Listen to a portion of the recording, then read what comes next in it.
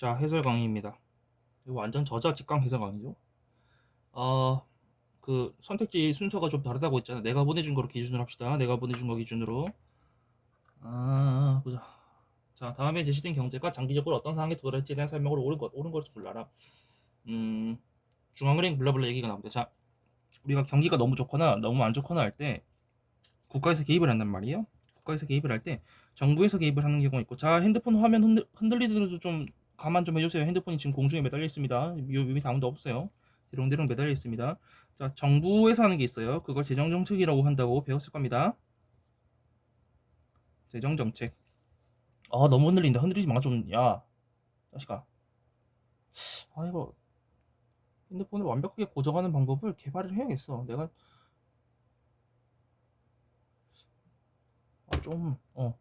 나중에 이사 가면 아예 화이트보드를 설치할 겁니다.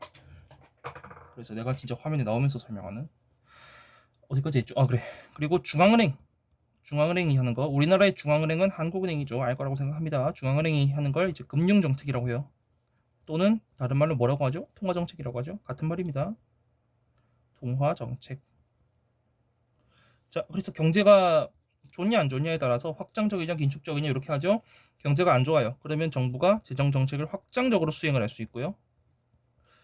경기가 너무 좋아, 너무 뜨거워, 이거 투머치야, 좀 전기를 시켜야 돼. 그러면 그걸 그때 이제 긴축적으로 한다고 표현을 합니다. 마찬가지로 중앙은행도 확장적으로 할 수도 있고요, 이제 긴축적으로 할 수도 있어요. 현재 2022년 11월 현재 전 세계 중앙은행들이 그래서 뭘 하고 있는 거예요? 긴축적으로 하고 있는 거예요. 긴축적으로 시중에 있는 자금을 빨아들인다는 얘기입니다. 뭐 기준금리를 올리든가 하는 여러 가지 조치를 통해서 시중의 자금을 빨아들이면서, 왜? 경제가 너무 이제 그 물가가 올랐죠. 물가가 너무 올라가지고 지금 긴축적으로 하고 있는 겁니다. 저기 그리고 뭐 균형 이 얘기를 해야 돼요. 문제를 풀려면. 자, 이제 국민소득이랑 실업이랑 이제 어떤 관계가 있냐 이걸 봅시다. 국민소득이 표현을 뭐라고, 침체됐다고 얘기해 볼까요? 균형의 미달이라고 씁시다. 국민소득이 딱 균형인 상태가 있어요. 균형. 그래서 책에서 아마 균형 국민소득 뭐 이렇게 배우거나, 아니면 책에 따라서 조금 표기가 다르기도 한데 YF 또는 YN 뭐 이런 식으로 표현을 할 겁니다. 이건 경제학자들마다 자기들이 그 약자 붙인 이름이 달라가지고 그냥 그런 거니까 그러니 하세요. 문제에서 YF로 나오든 YN으로 나오든 균형 국민소득으로 나오든 이게 이 얘기구나 하고 딱 알아 먹어야 됩니다. 균형 상태가 있어. 예를 들어서 공부라고 쳐봐. 내가 공부로 비유를 들어볼게요. 공부를 하루에 8시간 공부하는 게 딱 최적이라고 해봐요. 8시간 공부하면 피곤하지도 않고, 그렇다고 너무 적게 한 것도 아니고 딱 좋아. 컨디션 베스트로 다음날에도 8시간 공부할 수 있어. 이런 상태에서 공부가 베스트라고 한다면, 국민소득도, 국민소득의 균형이라는 건 우리가 뭔가 산출하기 위해서 노동과 자본이 투입된다고 배우죠. 노동과 자본. 그러니까 공장 직원들이 게으름 피우지도 않고 그렇다고 너무 과로하지도 않고 딱 맞게 운영하고, 딱 맞게 일하고, 공장도 너무 투머치로 돌리지도 않고 공장 설비 놀리지도 않고, 그럴 때 산출량을 균형 국민소득이라고 한단 말이에요. 그때 실업률을 자연 실업률이라고 해요. 자, 근데 균형에 미달한다고 해봐요. 균형의 미달. 공부를 뭐 예를 들어서 하루에 1시간밖에 안 하는 거야. 그러면 성적이 안 나오겠지. 마찬가지로 경제도 균형에 미달할 겁니다. 경제가 아주 안 좋을 거예요. 경기가 침체돼 있을 거예요. 맞죠? 그럼 실업률은 어떻게 높겠어? 자연 실업률보다 높겠죠. 자연 실업률보다 높을 겁니다. 자, 반대로 공부를 하루에 20시간 한다고 해봐. 이건 에바입니다. 20시간. 그러면 균형을 초과할 거예요. 현실 경제로 치면 사람들이 맨날 과로해. 맨날 야근해. 그리고 공장도 기계를 좀 돌리다가 쉬어주고 돌리다가 쉬어주게 되는데 쉬는 거 없어. 그냥 계속 이빠이 돌리는 거야. 이빠이라는 말이 뭔지 공장을 너무 이제 계속 돌리는 거야. 기계를 쉬지도 않고. 그러면 사람들이 다 야근하고 이러니까 사람들 모자라겠죠. 모자라고 공장 입장, 야, 기계 돌려야 되니까 사람들 더 채용해 하면서 실업률이 낮게 나올 겁니다. 자, 그러면 얼핏 오해할 수 있어요. 공부 20시간씩 하고 국민소득의 균형을 초과한다는 얘기는 균형보다 많다는 얘기잖아. 이 상태가 좋은 거 아닌가요? 라고 하던데 생각해보면 공부 20시간 하면 이거 며칠 할 수 있어? 하루 20시간 하는 거 하루 이틀 하면 죽죠. 다 3일차, 4일차, 5일차에 들어 누워 있을 겁니다. 마찬가지예요. 경제도 균형을 초과한 상태가 너무 지속되면 박살납니다. 예, 안 돼요. 그래서 그럴 때 우리가 이제 긴축적인 정책들을 펴기 시작하는 거죠. 이해되죠? 공부 시간 불변의 법칙이라고 뭐 학교에서 나 어제 밤새 공부했어. 나 어제 뭐 16시간 공부했어. 이렇게 까부는 애들 보면 다음날 자죠. 예, 다음날 잡니다. 그래서 공부 시간은 결국에는 어?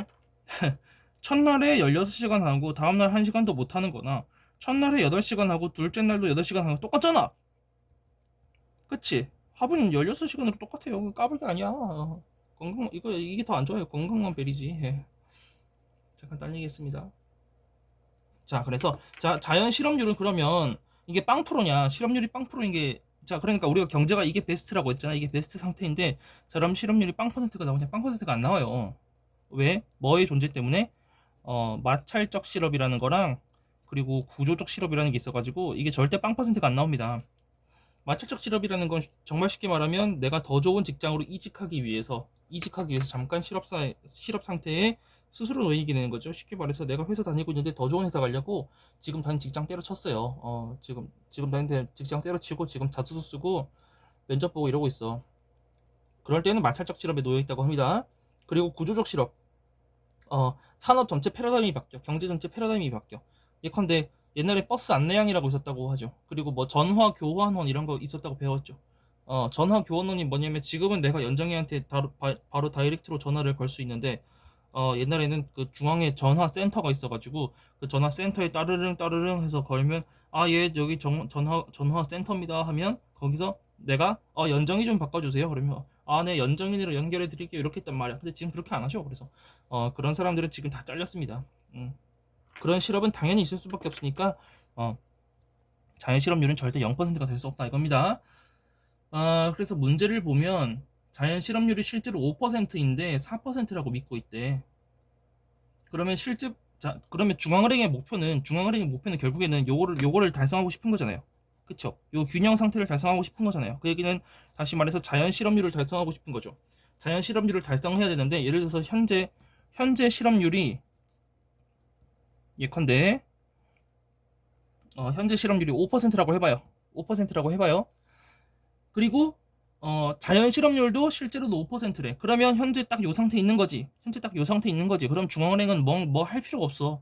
확장적, 긴축적 할 필요가 없어. 경제가 현재 딱 균형에 와 있기 때문에. 그런데 중앙은행의 그 직원들이 한국은행 직원들이 다 바보여가지고 4%라고 믿고 있대요. 자연 실업률이 4%라고 믿고 있대요. 그러면 실업률을 낮추려고 할 거란 말이야. 실업률을 낮추려고 할 거란 말이야. 그치, 목표를 4%로 잡으니까. 그러니까 현재 높다고 부른단 말이에요. 현재 5%야. 현재 실제로 5%라고 해봐. 현재 실제 5%면 5%가 맞아. 그래 냅두면 돼.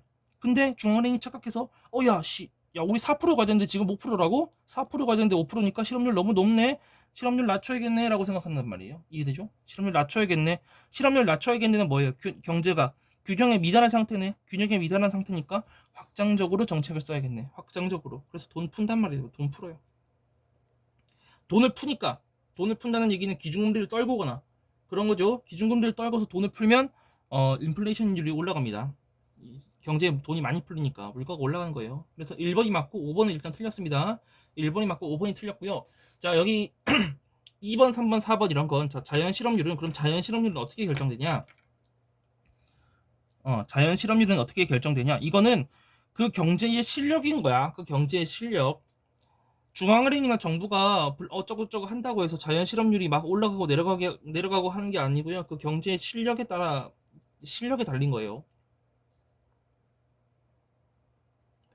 그 나라 경제의 실력 또는 뭐 그 나라의 경제의 이런 구조적인 것들.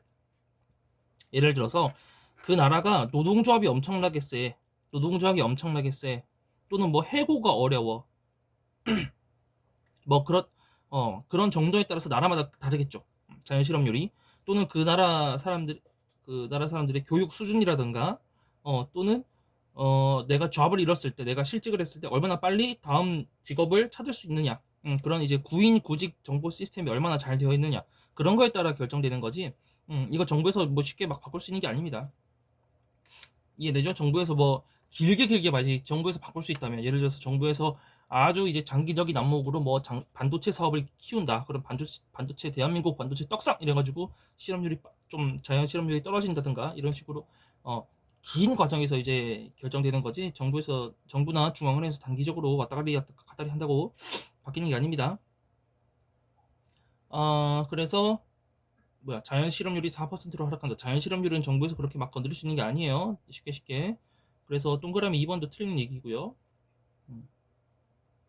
그리고 실제 실업률이 4%로 유지된다. 실제 실업률이 장기적으로 4%로 하락한다. 장기적으로 4%라고 자 동그라미 4번 보세요. 40번 동그라미 4번. 장기적으로라는 말 때문에 틀렸어요. 자 정부에서 지금 현재 실업률이 5%인데 4%로 낮추려고 해봐.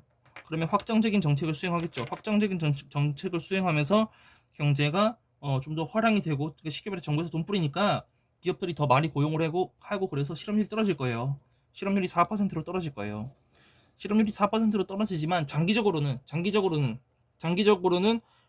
실업률은 자연 실업률에 그 경제가 가지고 있는 그 실력에 수렴할 수밖에 없습니다. 수렴이란 말이 뭔지 알죠? 수렴. 결국은 여기로 돌아간다고. 지금도 봐. 지금도 코로나 때 정부에서 돈 오질락이란 표현은 미안합니다. 정부에서 돈 엄청나게 풀었죠. 엄청나게 풀었다가 나중에는 현재는 지금 다시 긴축적인 정책을 쓰고 있잖아. 그러니까 돈 풀면 나중에 걷어야 돼. 그러니까 정부에서 돈 풀어가지고 단기적으로 4%를 만들 수 있더라도 장기적으로는 다시 자연 실업률 상태로 돌아갈 수밖에 없습니다. 그래서 5%가 될 겁니다. 장기적으로는.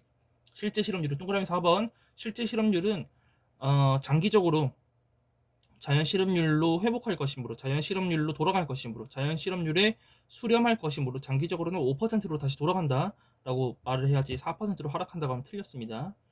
실제 실업률이 5%로 유지된다.